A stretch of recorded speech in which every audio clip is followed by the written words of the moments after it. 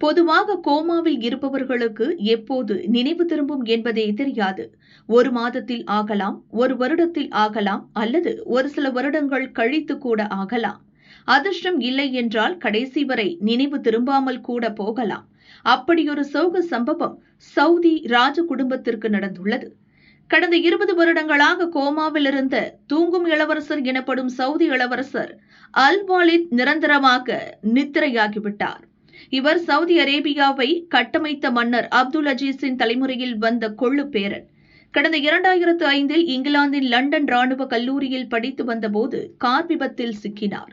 படுகாயமடைந்த அவருக்கு தலையில் ஆபரேஷன் நடந்தது. மூளையில் இரத்த கசிவு ஏற்பட்டு கோமா நிலைக்கு சென்றார். அப்போது அவருக்கு வயது 15.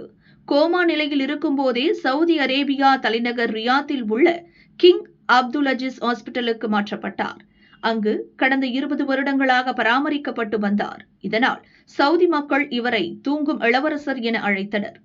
எப்படியாவது மகனுக்கு நினைவு திரும்பிவிடும் என காத்திருந்த அரச குடும்பத்திற்கு ஏமாற்றமே மிஞ்சியது.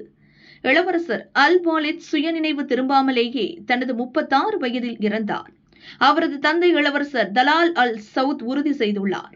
இளவரசரின் இறுதி சடங்குகள் ரியாத்தில் உள்ள இமாம் துர்கி பின் அப்துல்லா மசூதியில் நடைபெறும் என அறிவிக்கப்பட்டுள்ளது.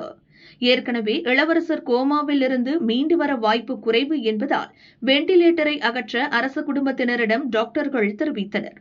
ஆனால் அவரது தந்தை இளவரசர் தலால் அல் சவுத் அதற்கு ஒப்புக்கொள்ளவில்லை.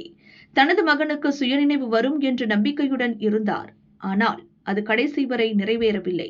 இளவரசர் மறைவினையொட்டி சவுதி அரேபிய அரச குடும்பம் 3 நாட்கள் துக்கம் அனுசரிக்க உள்ளது.